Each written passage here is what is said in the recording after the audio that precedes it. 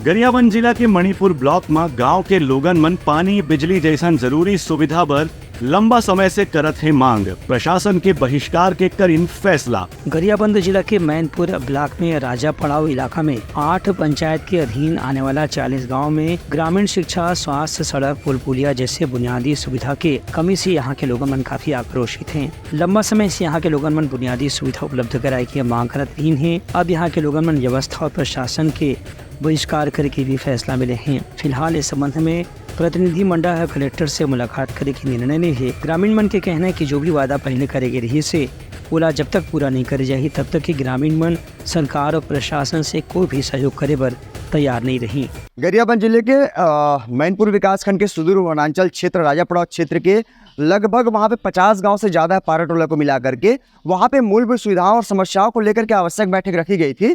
पूर्व में हम लोगों ने एक बार ज्ञापन नहीं, कईयों बार हम लोग ज्ञापन दिए। उस ज्ञापन में शिक्षा, स्वास्थ्य, सड़क, पानी, बिजली को लेकर के हम लोग ज्ञापन दिए हुए थे। आज शिक्षकों की व्यापक कमी है, क्षेत्र में बिजली नहीं लगी है, क्षेत्र के नदी नालों में पुल पुलिया का निर्माण नहीं हुआ है। और ऐसा नहीं है ये सारे कार्य स्वीकृत हो गया, उसके बाद भी ध्यान नहीं दे रही है। इसी को लेकर के हम लोग बैठे हुए थे।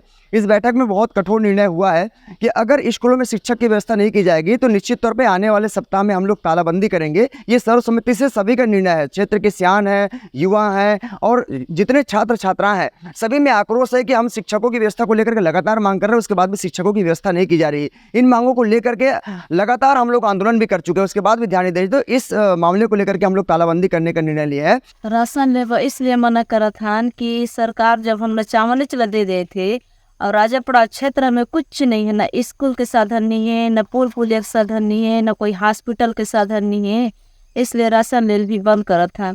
जब लड़का मन 5वीं 6वीं 7वीं पढ़े तो लड़का कुछ बना में भी सीढ़ी तो कोई नहीं लड़का बता नहीं पाते, बस स्कूल में जाते, खाना खाते, घर आते।